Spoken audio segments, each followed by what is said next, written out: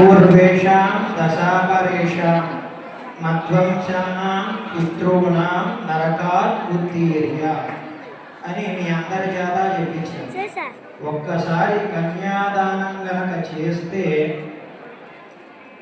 మీకు ముందు 10 తరాలు, మీతో కలిపి 10 తరాలు, 11 తరాలు అనగా ఒక్కసారి గనక జీవితంలో కన్యాదానం గనక ఎవరైనా చేయగలిగితే వాళ్ళ వంశంలో 21 తరాలు తరించిపోతాయని వేద ప్రమాణం చెప్పింది.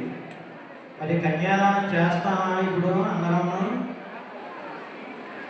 అంటే మన కన్యాదానం వస్తున్న ప్యాకేజీ కావాలి, సాఫ్ట్వేర్లు కావాలి, అంతేనా? కన్యాదానం ముఖ్యమా, ప్యాకేజీలు ముఖ్యమా? ప్యాకేజీలే ముఖ్యమా స్వామివారు? ప్యాకేజీ ఉండాలి, తగినంత మాత్రమే ఉండాలి. మనకి ఎంత కావాలో అంత సరిపడేంత మాత్రమే ఉండాలి ప్యాకేజీ అని. కన్యాదానం అనేది సంపూర్ణంగా ఉండాలి. కన్యాదానం సంపూర్ణంగా లేకపోతే సృష్టి జరగదు.